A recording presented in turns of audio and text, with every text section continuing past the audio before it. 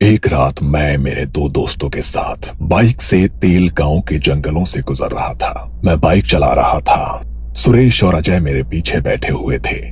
पूर्णिमा की रात थी और चांद निकल आया था, इसलिए रास्ते पर थोड़ा बहुत उजाला फैला हुआ था। जंगल का रास्ता सुनसान था।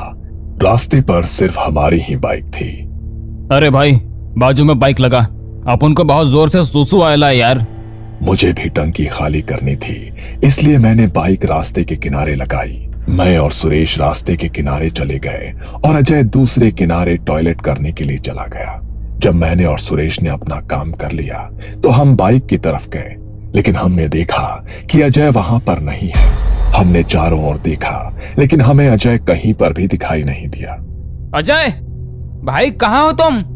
सुरेश ने अजय को आवाज देते हुए कहा, लेकिन अजय ने कोई भी जवाब नहीं दिया। मुझे लगा कि वो वहीं कहीं छुपा हुआ है और हमारे साथ मजाक कर रहा है, इसलिए मैंने कहा, देख भाई, अगर तू मेरे 5 गिनने से पहले यहाँ नहीं आया तो हम यहाँ से चले जाएंगे। और मैंने गिनना शुरू कर दिया। 1 2 3 4 5। तभी हमें जंगल से अजय की चीख सुनाई दी, भाई बचाओ! अरे मुझे लगता है कि वो हमें पोपट बना रहा है। नहीं सुरेश, वो सच में किसी मुसीबत में है, क्योंकि उसकी चीख असली लग रही है। तभी हमने अजय की एक और चीख सुनी। मुझे छोड़ दो, मुझे छोड़ दो। वो किसी से उसे छोड़ने की विनती कर रहा था। हम दोनों उसकी आवाज की तरफ जंगल में भागे। कुछ मीटर अंदर जाते ही हमें जमीन पर पड़े पत्तों पर खून दिखाई दिया। वो देखकर हम दोनों डर गए। अजय सच में किसी मुसीबत में फंसा हुआ था। वहीं जमीन पर खिसकने के निशान थे। हमने उन निशानों का पीछा किया। तभी अजय के चीखने की आवाज आई। हमने उसकी आवाज की ओर देखा तो हमें दिखाई दिया कि दूर एक काली साड़ी पहनी हुई औरत अजय का पैर पकड़कर घसीटते हुए ले जा रही है। हमने उस औरत का पीछा किया, लेकिन उसकी गति बहुत ज्यादा थी। देखते ही देखते वो जंगल में गायब हो गई। अजय दर्द से चीख रहा था, हमें आवाज दे रहा था। हम दोनों ने जमीन पर पड़े घसीटने के निशान का पीछा किया। वो निशान हमें एक कोठी तक ले गए। जंगल के बीचों बीच वो लकड़ी की 2 माले की कोठी बनी हुई थी। वो बिल्कुल पुरानी और उसके ऊपर पौधे और घास उगाए थे। तभी एक बार फिर से उस कोठी से अजय के चीखने की आवाज आई और बाद में एक गहरा सन्नाटा छा गया। जल्दी चलो, हमें अजय को बचाना होगा, मैंने सुरेश से कहा, लेकिन सुरेश डरा हुआ था। वो बस उस कोठी को घूरे जा रहा था। क्या हुआ? अरे जल्दी चलो। नहीं, हमें वहां नहीं जाना चाहिए, क्योंकि वो डायन है। क्या तुमने देखा वो अजय को कैसे घसीटती हुई ले गई? एक साधारण औरत ऐसा कुछ भी नहीं कर सकती। सुरेश घबराते हुए मुझसे बोला, अरे ऐसा कुछ नहीं है। पहली बात तो ये कि वो औरत है, आदमी हम नहीं जानते, क्योंकि हमने उसका चेहरा देखा ही नहीं है। ऐसा भी तो हो सकता है कि वो कोई आदमी हो जिसने साड़ी पहनी हो, और वो कोई पागल या साइको किलर हो। इसलिए इससे पहले कि वो अजय की जान ले, हमें उसे बचाना होगा। नहीं, मुझे नहीं लगता कि हम अजय को बचा पाएंगे। हमें यहाँ से अपनी जान बचाकर भाग जाना चाहिए। चुप हो जाओ। अरे यार, वो हमारा दोस्त है, हम उसे ऐसे मरने के लिए नहीं छोड़ सकते। चुपचाप मेरे पीछे आओ, हम उस व्यक्ति को सबक सिखाएंगे। मैंने उसे कहा। हम दोनों ने वहां पर पड़ी लकड़ियों की लाठियां उठाई और कोठी के पास गए। मैंने जैसे ही दरवाजा अंदर धकेला, अंदर से चमगादड़ों का झुंड उड़ते हुए बाहर निकला और सुरेश चिल्लाने लगा, देखो, मैंने कहा था ना, वो डायन होगी। डायन जहाँ पर रहती है वहाँ पर चमगादड़ होते ही हैं। और ये तुम्हें किसने बताया? मैंने मूवीज में देखा है। चुप करो यार और मेरे पीछे आ। ऐसा कहकर मैं कोठी के अंदर घुस गया। मैंने टॉर्च जलाई तो कोठी के अंदर चारों ओर मकड़ियों के जाले थे। सब तरफ धूल और मिट्टी थी। लकड़ी की कुर्सियां, टेबल सभी कीड़ों ने खा खा कर मिट्टी में बदल दिए थे। दीवार पे कुछ फोटो फ्रेम्स लगी हुई थी, जिसमें एक आदमी और एक औरत थी। उस पर भी धूल जमी हुई थी। तभी अजय बहुत ही खौफनाक आवाज में चीखा और अचानक से उसकी आवाज बंद हो गई। वो आवाज दूसरे माले से आई थी। जल्दी से मेरे पीछे आओ, मैंने सुरेश से कहा, लेकिन उसने मेरा हाथ पकड़ लिया। नहीं, ऊपर मत जाओ, वरना वो हमें भी मार डालेगी। घबराते हुए मुझसे बोला। मैंने अपना हाथ उसके हाथ से छुड़ा लिया और मैं दूसरे माले पे जाने वाली सीढ़ियों की तरफ भागा और मैंने देखा कि सीढ़ियों से खून बह रहा था और वो दूसरे माले से आ रहा था। मैं घबरा गया लेकिन मुझे अजय की जान बचानी थी। खून देखकर सुरेश मुझे वहां से भाग जाने के लिए कह रहा था, लेकिन मैं अपने दोस्त को मरने के लिए नहीं छोड़ सकता था। मैं भागते हुए दूसरे माले पे गया और सामने का नजारा देखकर मेरे रोंगटे खड़े हो गए। डर के मारे मैं कांपने लगा।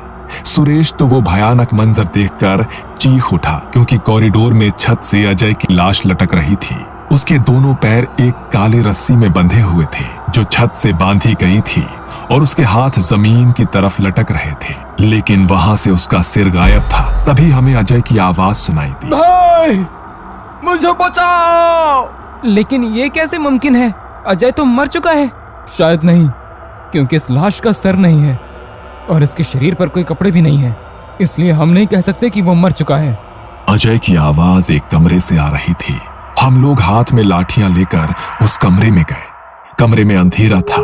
हमने मोबाइल की टॉर्च से कोने में देखा तो कोने में वही औरत बैठी थी। उस औरत ने सिर पर पल्लू ओढ़ा हुआ था और उसकी पीठ हमारी तरफ थी, लेकिन वो औरत अजय की आवाज में रो रही थी। हमें कुछ भी समझ में नहीं आ रहा था कि क्या हो रहा है। कौन हो तुम और अजय कहाँ है?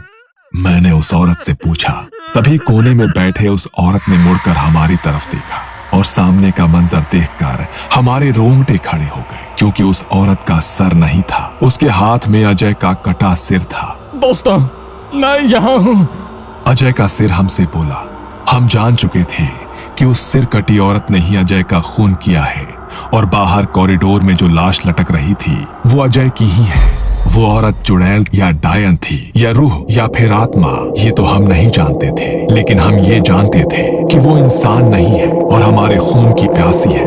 हम दोनों बहुत ज्यादा डर गए थे। हम आंख फाड़ कर उसकी ओर देख रहे थे। तभी उस औरत ने अजय का सिर अपने गले पर लगाया। उसने अपने गले को कुछ झटके दिए और अजय का सिर अब उसका हो गया। उसके बाद वो मुस्कुराई और हाथ हमारी तरफ करते हुए बोली, मुझे मेरा सिर ला दो, मुझे मेरा सिर ला दो, वरना मैं तुम्हारा सिर ले लूंगी। ये सुनकर मैं और सुरेश वहां से उस घर से भागे। मैं जंगल में भाग रहा था, लेकिन कुछ दूर जाते ही मैं समझ गया कि मैं अकेला भाग रहा हूँ और मेरे पीछे सुरेश कहीं भी नहीं है।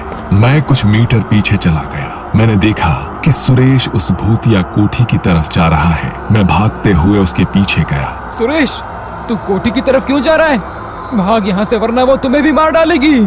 लेकिन सुरेश रुका नहीं। वो कोठी के बाहर तक जा पहुंचा। तभी मेरी नजर दूसरी मंजिल की खिड़की की तरफ गई तो खिड़की में वो सिर कटी औरत थी जिसने अजय का सिर पहन लिया था, और वो मेरी तरफ देखकर मुस्कुरा रही थी। मैं जान चुका था कि उस औरत ने सुरेश को सम्मोहित कर लिया है और इसलिए वो कोठी के अंदर जा रहा है।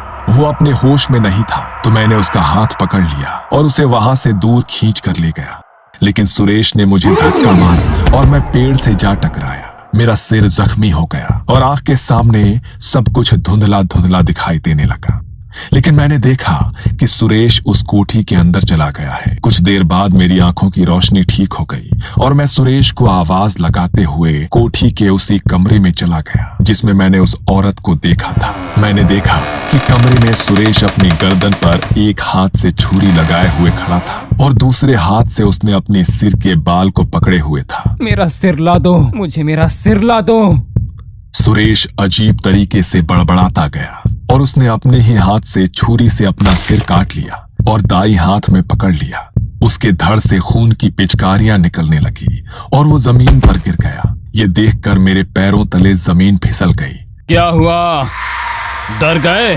मेरे पीछे से अजय की आवाज आई। मैंने मुड़कर देखा तो खिड़की में वही सर कटी औरत बैठी थी जिसने अजय का सर पहना था। मैं वहां से भागा और दरवाजे तक पहुंचा, लेकिन मुझसे पहले ही वो दरवाजे तक पहुंच गई थी और दरवाजे के बिल्कुल सामने खड़ी थी। मैं वहां से बाहर नहीं जा सकता था। क्या चाहिए तुम्हें? क्या चाहिए?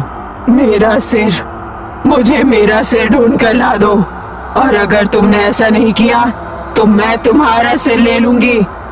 मैं समझ गया कि जरूर इसका किसी ने सिर काट कर खून कर दिया था और उसकी आत्मा अब उसका सिर ढूंढ रही है। अब मेरे सामने उसका सिर ढूंढने के अलावा कोई और चारा नहीं था। लेकिन मैं आपके बारे में कुछ नहीं जानता कि आपके साथ क्या हुआ था। आपका सिर ढूंढने के लिए आपको मुझे सब बताना होगा जो आपके खून के दिन हुआ था। मैं मेरे पति के साथ समर वेकेशन पर यहाँ आई थी। हमने ये कोठी छुट्टियां गुजारने के लिए ली थी। उस दिन मेरे पति कोठी के पीछे वाले तालाब पर मछलियां पकड़ने गए थे। मैं कोठी में अकेली थी, तभी किसी ने दरवाजा खटखटाया। मैंने दरवाजा खोला तो दरवाजे पर कुछ 19-20 साल के 3 लड़के खड़े थे। उनके पीठ पर कैंपिंग बैग्स थी। दरवाजा खोलते ही वो तीनों मेरी तरफ देखने लगे। उनमें से एक लड़का मेरे हाथ में पानी की बोतल थमाते हुए बोला, आंटी, हम लोग जंगल में कैंपिंग के लिए आए हैं, लेकिन हमारा पानी खत्म हो गया है। क्या हमें पीने के लिए पानी मिल सकता है? वो लड़का शराब पिया हुआ था, लेकिन इंसानियत के खातिर मैंने उन्हें पानी देने का तय किया और दरवाजा आगे धकेल के किचन में पानी लेने चली गई। मैंने फ्रिज में से बोतल निकाली, तभी पीछे से किसी ने मेरा मुंह बंद कर दिया। मैं चिल्ला नहीं सकी। तभी मेरे सामने 2 लड़के आए। वो तीनों लड़के मेरे घर में घुस गए थे। उनके इरादे नेक नहीं थे, लेकिन तभी मेरे पति फिशिंग करके घर लौटे। उन लड़कों को मुझे पकड़ा हुआ देख उन्होंने उनके हाथ से पकड़ी मछली फेंक दी और उन लड़कों पे टूट पड़े, लेकिन उनमें से एक लड़के ने कैंपिंग नाइफ से उन्हें घोंप दिया। उन्होंने वहीं तड़पते हुए अपनी जान दे दी। मैंने उस लड़के के हाथ को दांतों से काटा। ये देख वो गुस्सा हो गया और उसने मुझ में चाकू से घोंप दिया। मैं फर्श पर गिर गई। वो लड़का शराब के नशे में पागल हो गया था। उसने मेरा सिर चाकू से काट डाला और मेरा कटा सिर हाथ में लिया। मैंने खुद का सिर कटा शरीर देखा और कुछ ही देर में मेरे आंखों के सामने अंधेरा छा गया।